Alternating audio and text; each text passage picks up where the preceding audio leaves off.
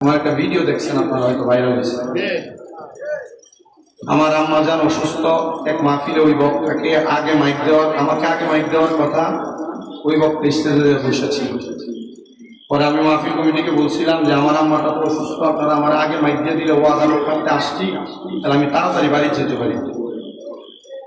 তো বলে ওনারা ওই বক্তারে নামাই দিয়ে আমার স্টেজে উঠে দিয়েছে। আমি ওয়াজ করছি 1 ঘন্টা 20 মিনিট, ওয়াজ করে নেমে গেছি। ওই গতকালকে ভিডিওর পরে দেখলাম আমি বক্তা বলতেছি যে আমি নাকি 2 ঘন্টা ওয়াজ করছি। আমি ওয়াজ করে নেমে চলে গেছি। তারপরে বক্তা আমাকে নিয়ে অনেক মন্তব্য করছে যে কি আমার মার অসুস্থ বলাই আমি মাফি লাইলাম, আমি মানুষের ওয়াদা দিচ্ছি, ওয়াদা রক্ষা করতাম না। তো মা অসুস্থ, আমি আমার খেদমতের লোক দিয়েই আইছি, এখন অসুস্থ বাড়িতে। তো পরে মন্তব্য করার পর গতকালকে মাহফিল আমি ওনার জিগাইলাম যে আপনারে আমি 24টা কল দিছি, 7 নম্বর কল আমার রিসিভ কইরা আমি যখন জিজ্ঞেস করছি আমার কইতাছে আচ্ছা রাহ আমার নিকাশ। এরপরে আমি মোট টানা 24টা কল দিছি। দেওয়ার পর আমার কল ধরে নাই। পরে আমি গতকালকে মাহফিলের বাইরে বসে আপনার অনেক চিন্তা, আপনি আমার কলটা ধরেন কইতেছে মাহফিল করে 80 উজাগরি করি, আমি কল ধরবো কেমনে? তো যখন কল দিচ্ছি তখন ধরছেন খাইতে দিতে। পরে আমি বললাম যে আপনি যে আমার ব্যাপারে আমার আম্মার অসুস্থতা নিয়ে মিথ্যাচার করলেন, এটাকে আপনি ঠিক করলেন? উনি আমার কইতেছে জান। তারপরে আমি কইলাম যে সূরা ফাতিহা তো ঠিক মতো পড়তে পারেন না, কিন্তু সমালোচনা ভালোই করেন। এটা বলার পর আমার গালে একটা থাপ্পড় লাগাইছে। আপনার কাছে কি মনে হয় এই থাপ্পড়টাকে আমার দাম কমে গেছে? ওই এলাকার মাহফিল কমিটি, এলাকার মানুষ যারা প্যান্ডেলে ছিল, তারা স্টেজে জুতা মারছে। এরা নামাইয়া নিয়ে এমন ভাবে ফিরেছে, এর মাথা তুলি আমি নিজে মাইকে বলছি যে আপনারা শান্ত হন, যা করছে এর কর্ম করছে, আপনারা রুদ্র হয়ে না। পরে আমি মিলাদ ক্যাম্প করে মুনাজাত দিয়ে মাহফিল থেকে আসছি, হাদিয়েও দিচ্ছি। পরে এই বক্তারে বাইর করার জন্য মানে এলাকার চেয়ারম্যানে ওই শায়েস্তাগঞ্জ থানার পুলিশ পাঠাইছিল। আমি আগে আমার মতো আসছি, সুন্দর মতো এলাকার যুব সমাজ বলছে হুজুর যদি আমাদেরকে মুরব্বীরা বাধা না দিতে এরা আমরা সার্ভে করে দেব। আমি চাই নাই যে কোনো দ্বন্দ্ব হোক, আমি চাই নাই যে কোনো উগ্রবাদিতা হোক। আমি শুধু এতটুকু বলছি যে আপনি যখন আমার মাকে নিয়ে কথা বলবেন তখন আমি আপনাকে ভালো কথা বলতে পারবো। আমি ডাইরেক্ট বুঝি সমাজে বহু সমালোচনা, বহু কাজ হবে। আমি যে আমার অসুস্থ আম্মাটার জন্য কি কাজ করছি, আমার এই ছোট ভাইটা তার দিকে অথবা আপনারা সবাই দাওয়াত দিয়ে গেলাম আমার বাড়িতে যাই। পিএলআই অপারেশন হয়েছে, তো হাঁটতে চলতে পারছে না। আমি আমার এই হাতগুলা দিয়া বললে গুণা হবে না, আমার সবার দাম কমবে না। আমি বক্তে হয়েছে, আমি এলেন দিয়ে আমার মা বাবার দোয়া দিই। আমি আমার এই হাতগুলা দিয়ে আমার মার প্রসাদ পায়খানা সাফ করা লাগছে। আমার গুণিব তবুও যাক, যত কিছু হয়েছে এখনো তো খেদমত চলে। আমি এই জন্য মানসিকভাবে ক্ষতিগ্রস্ত। তো আমাকে আলোচনা করতে আমাদের অনেক বড় বড় আমরা কল দিয়েছে, বলছে যে বাবারে তুমি যে, আমরা তো এটা চিন্তা করছি তুমি রাগটা কন্ট্রোল করে যে বেটা রুলে একটা দিছো না। আমি বললাম যে আমি রাগ কন্ট্রোল করে বেটা মারবো কেন? উনি ওনার নিজের কর্মের পরিচয় দিচ্ছে। আর উনি যদি সূরা ফাতিহা ক্লিয়ার করে পড়তে পারে, এই ইন্টারনেটে আইসা একবার সূরা ফাতিহা ক্লিয়ার করে পড়ে কাদা ছোড়াছুড়ি হবে বিদায় আমি এটা নিয়ে বাজে কোনো মন্তব্য করার চেষ্টা করেছি। সুন্নি যত মানুষ সোশ্যাল মিডিয়া এগুলা দেখেছেন, আপনারা এগুলা দেখে শুধু নিজেদের জায়গায় স্থির থাকেন। স্থির থেকে এতটুকু মাইনা নেন যে উনি মুরব্বী হিসেবে আমার একটা শাসন করছে, আর আমি হিসাবে এটা থাপ্পড় গালে নিয়ে আনছি। কথা ঠিক আছে না? যদিও উনি আমার আম্মাকে নিয়ে সমালোচনা করছে, সমালোচনা করার পরও উনি আমার কিন্তু দিচ্ছে তোর মা গুলি না, আমি কি করে মাকে দেখতে গেছি, সমালোচনা তো ঠিকই করে ফেলছি। তখন আমি রাগান্বিত হয়ে বলছি ফাতিহা কত করতে পারেন না, তো আপনি সমালোচনা করেছেন। আল্লাহর দরবারের ফয়সালা আল্লাহ কিভাবে কি রাখছে। আমি আপনাদের সবার কাছে বলবো, আপনারা আমরা যারা তরুণ বয়সে ওয়াজ করি, এদের বললাম 261টা মাহফিল করছি, 261টা মাহফিলে যদি 1.5 ঘন্টা করে ওয়াজ করি, আপনি এই 1.5 ঘন্টার 261 দিয়ে গুণ দেন, ধরেন 261 ঘন্টা, 261 ঘন্টা কথা বলার পরে কি আমার 10টা ভুল বক্তব্য আসতে পারে না? ভুল বক্তব্য আসার পর আমি যদি ভুলের উপর অটল থাকি তখন না দেখা যাবে। আমার দেখুন এখন যে 10 বছর 70 সাল থেকে চলে, আমার 3-4 বার অনেক কথা আমার মুখে আসছে, যে কথার কারণে আমি সমালোচিত হয়েছি। কিন্তু সমালোচিত হওয়ার পর আমি আল্লাহর দরবারে তওবা করেছি। কেন জানেন? কারণ এটা আমার দাখিল ইবতেদায়ী লেভেল, দাখিল লেভেল, আলিম লেভেলের সিনারা আমার প্রস্তাব ফাউন্ডেশন তৈরি করে দিয়েছে ওনাদের শিক্ষা। আবারে কোনো অন্যায় করার পর কেউ যদি ছোট হয়, খাটো হয়, মাপ চায়, তার দম কমে না। যেখানে বান্দা 1000 গুনাহ করার পরে আল্লাহর কাছে ক্ষমা চাইলে আল্লাহ মাফ করে দেয়, তো তুমি তো ওয়াজে ভুল করো, তোমার ক্ষমা তো আল্লাহই করবে। আমি তখন এটা মাইনা নেই। এজন্য আমি আপনাদের সবার কাছে একটু আবদার রাখি, আপনারা আমাদের জন্য দোয়া করবেন।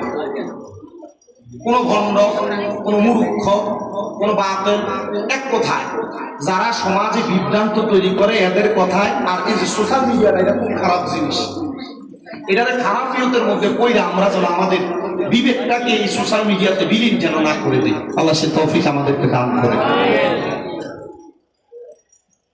আমি অনেককে দেখেছি ওই বক্তার ব্যাপারে অনেক মন্তব্য করেছেন। আমি সবাইকে বলবো যে কারোর ব্যাপারে কোনো মন্তব্য করার দরকার নাই। কেউ যদি আমাকে গালিও দেয়, আমি এটার প্রতিবাদমূলকভাবে কথা বলবো, আমি কাউকে মারবো না। কিন্তু কারোর ব্যাপারে আমরা মন্তব্য, বাজে কথা, কাউকে আমরা আঘাত, এতটুকু আমরা ঠিক রাখি। আল্লাহ কবুল করেন। আরো জোরে বলে না আমি কোন কথায় ছিলাম? হারাম যারা খায়, সুদ যারা খায়, ঘুষ যারা খায়, পরের হক মাইরা মাইরা যারা খায়, এ মানুষগুলা কবরে শান্তিতে থাকে না। এর ভিতরে এক প্রকারের সুদখোর হলো এলাকার অনেক মা বোনেরা। আপনাদের এলাকা আছে কিনা এটা আপনারা জানেন, তবে আমি অনেক এলাকার খবর পাইছি যে মহিলারাও সুদে টাকা লাগায়, আছে না? আরেক প্রকারের সুদখোর আছে রে বাবা, যে সুদ যে এলাকার মানুষের কাছে লাগায় না, ব্যাংকের মধ্যে 10 লাখ, 15 লাখ, 20 লাখ টাকা এবার একসাথে এফডিআর এর নামে রেখে দেয়। 10 বছর 15 বছর পরে তুলবে, এই 10 লাখ টাকা ডাবল হবে, ব্যাংকার এটাকে ডাবল করে দিবে। এমন অনেক মানুষ আছে দোকানে বসে বসে মানুষের সমালোচনা করে। যদি প্রশ্ন করা হয় কাকা চলেন কেমনি, কোনো কাজকর্ম করেন না, বেটা ডাইরেক্ট জবাব দেয় আল্লাহ চালায়। কিন্তু খবর নিয়ে দেখা যায় বেটা এফডিআর এর নামে ব্যাংক থেকে সুদের টাকা তুলে তুলে খায়। আপনারা বলেন এমন সুদখোর সমাজের মধ্যে আছে না? না,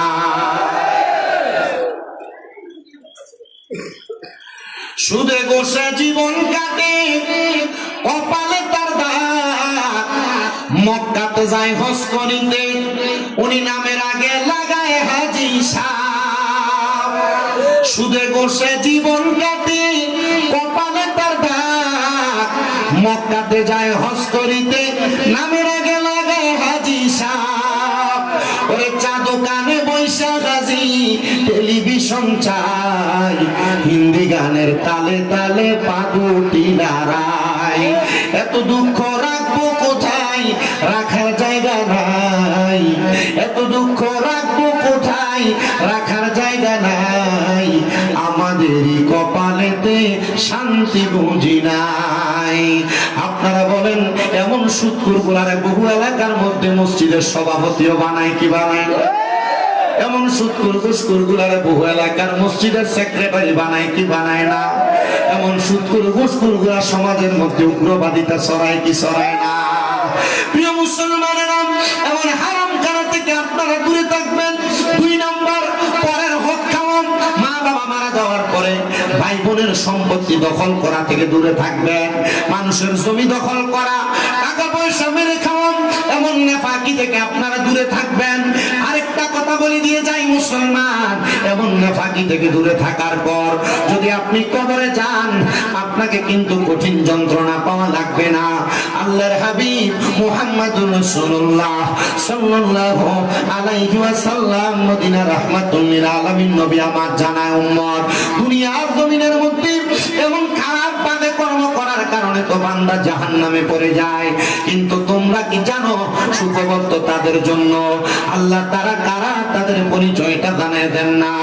আল্লাহ বলেন লা ইয়াস্তাউই আসহাবুন নারি ওয়া আসহাবুল জান্নাহ আসহাবুল জান্নাতি হুমুল ফাইজুন।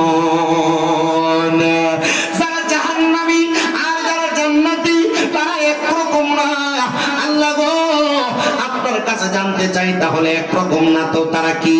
আল্লাহর হাবিব মুহাম্মদুর রাসূলুল্লাহ সাল্লাল্লাহু আলাইহি ওয়াসাল্লাম আল্লাহ তাআলার কোরআনুল কারীম থেকে বলেন আসহাবুল জান্নাতি হুমুল ফাইজুন। যারা জান্নাতি তারা হলো সফলকাম।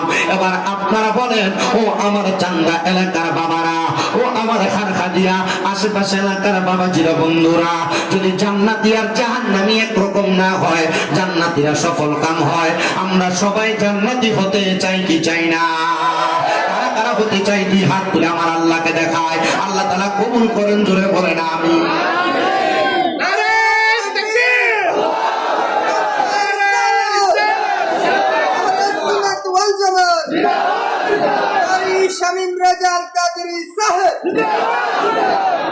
জান্নাতে হতে চায় কিন্তু নামাজ পড়তে চাই না। জান্নাতে হতে চায় মা বাপরে বাদ দিতে চাই না। জান্নাতে হতে চায় আম্মা আব্বারে অসদাচরণ করি, খারাপ ব্যবহার করি। জান্নাতি হতে চায় ভাইয়ে ভাইয়ে দ্বন্দ্ব, ভাবির লোকে দ্বন্দ্ব লাগা, জানে জানে দ্বন্দ্ব লাগা মা বাপরে জুদা করে দেয়। এমন এলাকা আছে যে সমস্ত এলাকার মধ্যে মা বাবার খাওয়ান নিয়ে মা বাবারে কে কয় বেলা খাওয়াই বেটা নিয়ে সালিশ বসে, বিচার বসে, দরবার বসে। কথা বলেন না ঠিক কিনা? আল্লাহর নবী এভাবে জানায় কপাল পোড়া, হতবাগা, কপাল মন্দ